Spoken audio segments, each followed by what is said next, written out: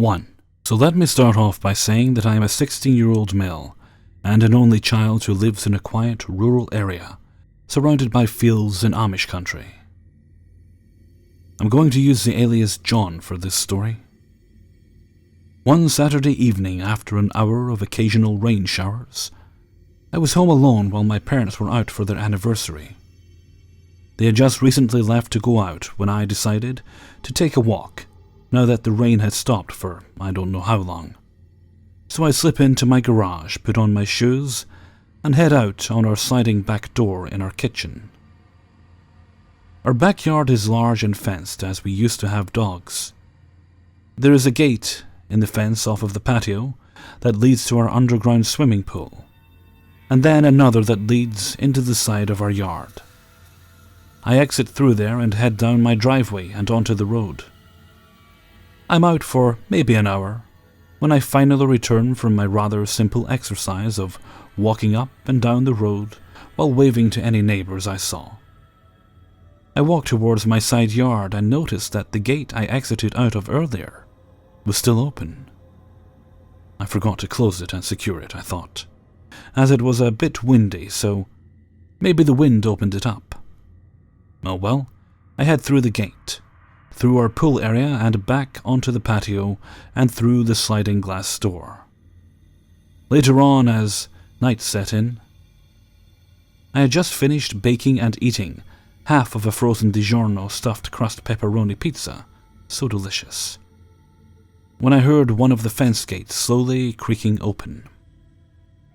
Frightened, I thought at first maybe it was my mom or dad, but they always call me when they're on their way home from whatever they're at, so that couldn't have been it. I ran through the house and locked every door and simply waited and listened in my kitchen for anything suspicious. After about 5 minutes, I heard nothing and thought maybe it was my imagination, or I had once again forgotten to lock the gate and the wind blew it open. I decided to head outside and check it out. By now it's dark and cloudy, so I grabbed a flashlight out of a drawer in the kitchen and crept out the front door. Once I was on my driveway, I shined my flashlight down the side yard towards our shed. Nothing. Okay, so far so good.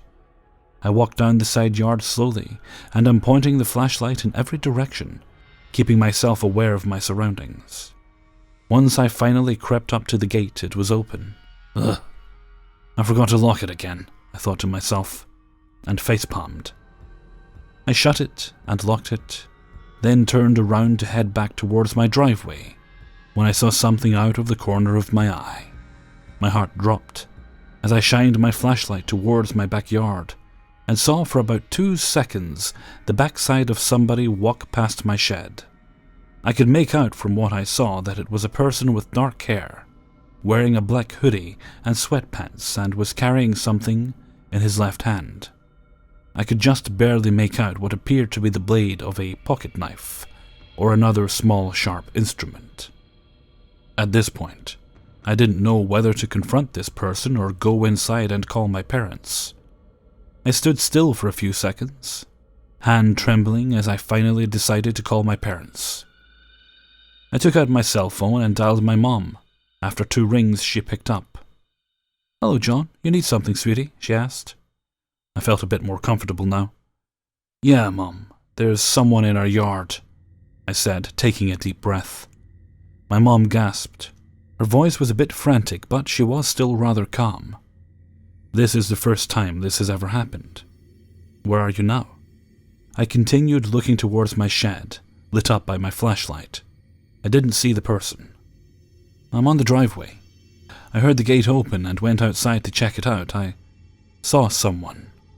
He was walking towards the back side of the shed, and he was carrying something. I don't know if it was a knife, a hammer, or what." My mom gasped again, and this time I heard my dad ask what was wrong. She told him as I stood there and eyed the shed. "We're heading home now. If you see the person again, call 911. Please don't go chasing him or anything." "Will do, Mom. I'm going to head back inside now." After exchanging our farewells, I turned around to walk back up the driveway. Once I turned the corner to head back to my front door, I saw somebody walking down the road in front of me. My heart sank as I stood there and waited, ready to flash my flashlight at whoever it was. The person suddenly stopped walking and stood still for a couple of seconds before turning their head in my direction. They must have heard me walking. I instinctively whipped the flashlight up and shined it at the person. It was a male. I don't know how old, dressed in a black zip-up hoodie with black sweatpants and emo-looking hair. No doubt it was the same person I saw walk behind my shed. I could see only one of his eyes and the other was completely covered by his hair. He looked at me with a blank, expressionless face for a few seconds. I felt like he was staring directly into my soul. This time I didn't see him carrying anything in his hand, but he did have his left hand in his hoodie pocket. Without a single word or facial gesture, he slowly turned back around and continued walking down the road. After a few seconds, I ran up the road in front of my house and peered down it. I didn't see him. He must have entered someone else's yard. I ran back outside and waited for my mom and dad to get home as I called the police. Once the state trooper arrived, I told them everything, from the gate being fondled with to the encounter I had with him in front of my house. He told me that there have been several calls in the past few months about a person matching the description I gave them, being spotted in several different areas around the township, acting suspiciously. That interested me greatly, I must say. I asked more about him, but he declined to answer, as he didn't know much other than the fact that he's been seen numerous times. Once my parents arrived, they talked with the state trooper for a bit, before he finally left. Afterwards, my parents and I talked about what happened, before sitting down to watch a movie, of which made us all fall asleep. Nothing much changed after that night. I still live here and my parents are still letting me stay home alone, but I've gotten a home security system just in case. To whoever you are that I saw that night, just had to say it. Let's not meet again.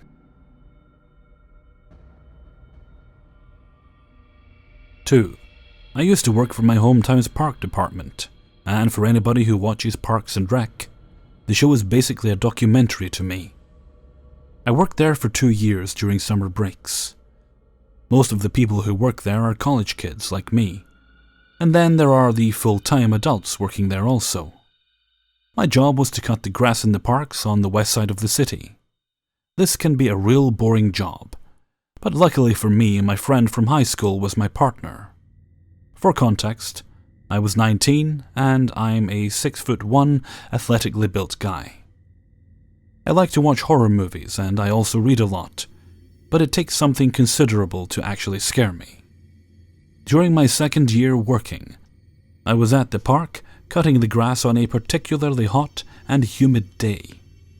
The sun was shining in just the right way that I got it in my eyes at every angle and I could hardly tell where I was driving the lawnmower, the expensive riding ones.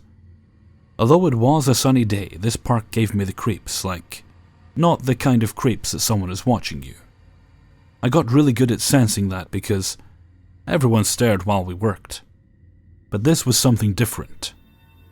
I hated this park because it had a back corner that was on my side that had a lot of trees with low hanging branches that would always hit me in the head.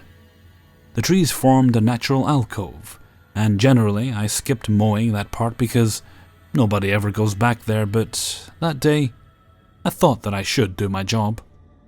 As I drove back and prepared to cut the grass, I noticed a doll, like a baby doll that my 4-year-old niece would have, laying in the center of the circle that the trees formed. Kids often left toys in the parks, and not being a dick, I'd pick them up and leave them on the picnic tables.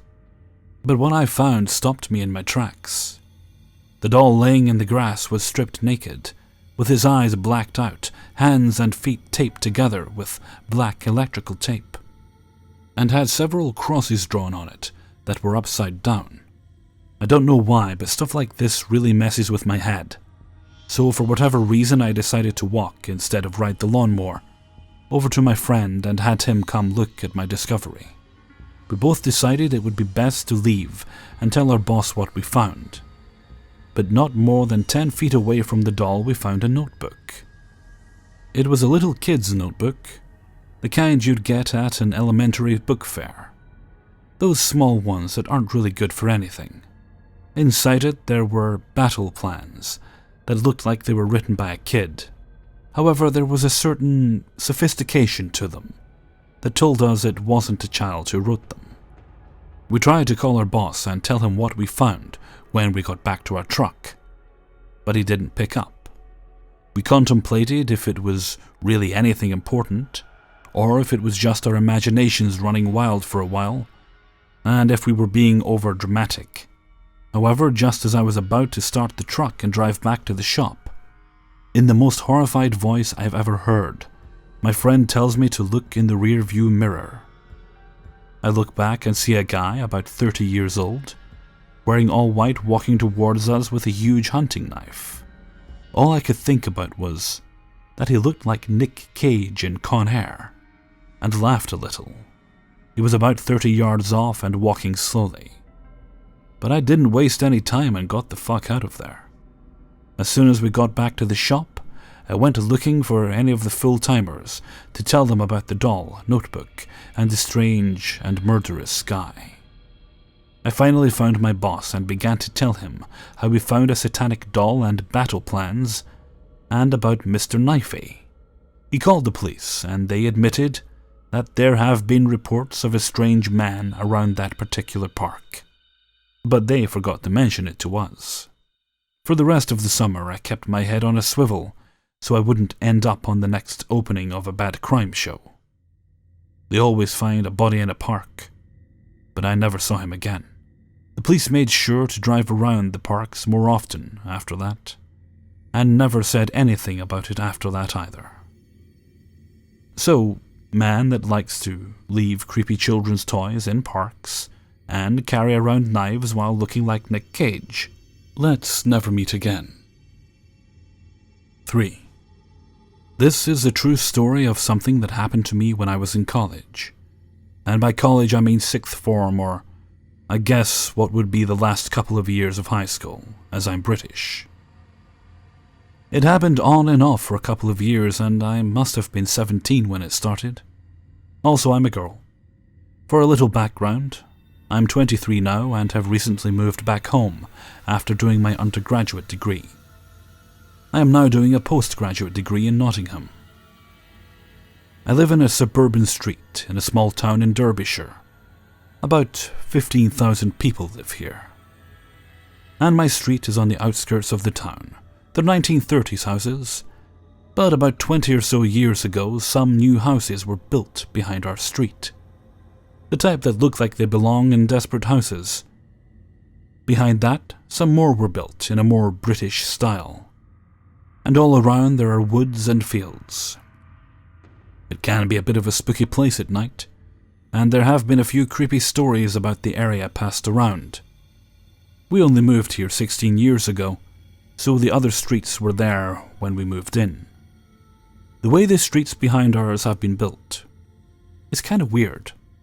Instead of following our street, they diverge off a bit in a crooked way, which may be due to the big hill that they sit on. Between the streets there is also one big garden at the back of each house on either street, as well as yards, garages, passages, etc. I haven't described it very well. It would be hard to picture unless you lived here or knew the area. But what I'm trying to illustrate is that this other street isn't just plonked behind the houses on my street. It's quite far away from my street, and even my back garden, and there's quite a distance. I've always been a night owl, and when I was 17, I used to stay up late in my room and read or watch TV, even if I had college the next day. I'm also a bit of an insomniac, so when I had turned all the lights off and go to bed, I would often lie awake for about an hour. And my curtains at the time were very thin, so you could see headlights through from the driveway next to my house. I also often left them ajar a bit so that in the morning the sunlight might wake me up. Now to the creepy bit. One night whilst I was lying in bed, I saw what looked like a torch beam darting against my window and shining through my curtains a little bit.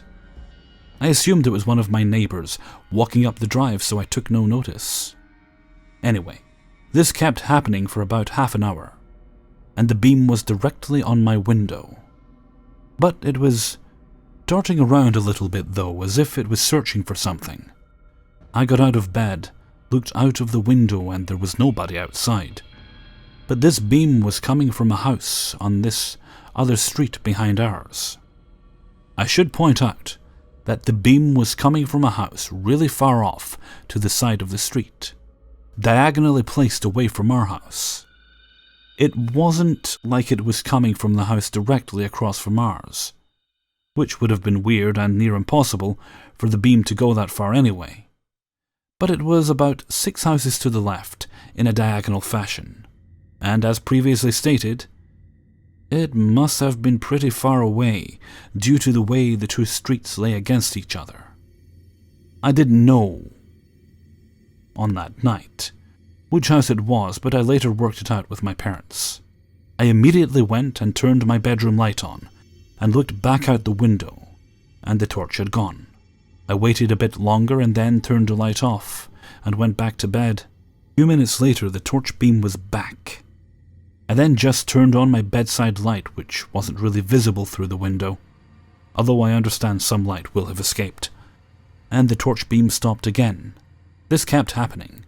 Sometimes the torch beam would come back after 10 minutes instead of 2, but it came back for a good few hours, and whenever a light would go on, the beam would go off, meaning that the person shining the torch could see into my room, or at least see the light.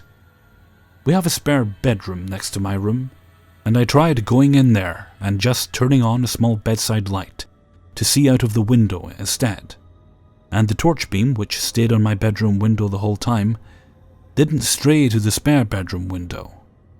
Stayed for a few seconds and then still disappeared. This really creeped me out, and eventually I ended up trying to get back to sleep, trying to ignore the invasive beam which I could still see with curtains pulled tightly shut. This kept happening over the course of a couple of years.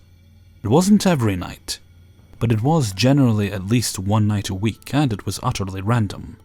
I actually came to dread nighttime, and it really creeped me out, despite the fact that I knew they couldn't get in as the house was all locked up. I guess it was the invasion of privacy more than anything else, and it made me feel like I was being watched constantly.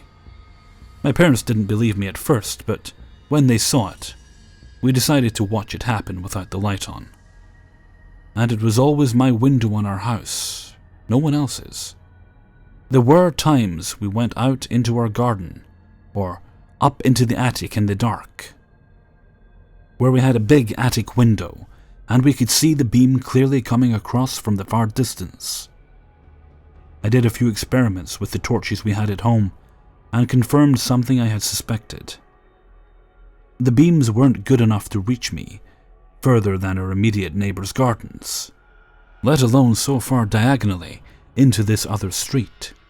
The beam was definitely that of a torch, and looked larger than most torch beams, so we concluded that it must have been one of those industrial-type torches that you hold with both hands.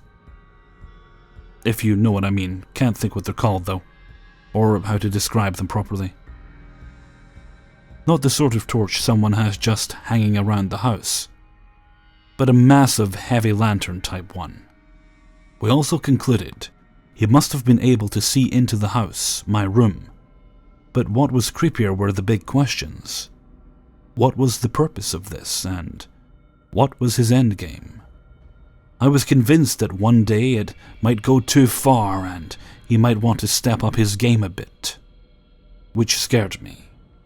I worked out which house it was later on, and used to walk my dog past the house, looking for a sign of life, but never saw anyone there. You don't see that many people on the street, though. It stopped after a couple of years, and I went off to university in York, although it may well have continued after I left, and he might have got bored due to me not being there. The guy, my mother thinks it was a man living there, could still be there, but to be perfectly honest, We don't know why it stopped, and what the purpose of it was. It still creeps me out, especially thinking the guy could still be living there. Hey everyone, Hellfreezer here, and thank you very much for listening to 3 True Scary Stories, episode 160. I would of course like to say a big thanks to everyone who shared their stories with me this episode. And I'd also like to say I've been giving some thought to story number 2 there, the Nick Cage guy. I wonder if it's possible that he's actually more of a park protector. Anyway, moving on. Okay, this puts us at Monday, and let's see. This will be the 19th. Hopefully, by the time you hear this, if it's not already up, it will be going up later today. We'll be uploading A Christmas Carol. That's the little project I've been working on for Christmas. Was quite a daunting task. It's the first proper novel I've done. Thankfully, it is very much in the public domain. I was thorough checking that, so it's all safe to use. And I figured it was a good jumping on point, a good time of the year to do it. It's a decent length, but it's not too long. So it was a good place to start in doing novels. What I'll be planning to do, well, probably already have started it, is I'm going to try and get all my videos done in advance this week. So this might mean a couple of days where I don't really see daylight because I'll be busy working. But I'd like to try and clear a week out for about Christmas just so I can enjoy it. I'll maybe try and clear from the 25th through to just after New Year. So if I spend, let's say, 3 days, as long as I don't do anything but making videos, I should be able to get the week off there. Yeah, that should work. Okay, so anyway, I'm going to head off for now, so until next time, thank you very much for listening, and take very good care of yourselves.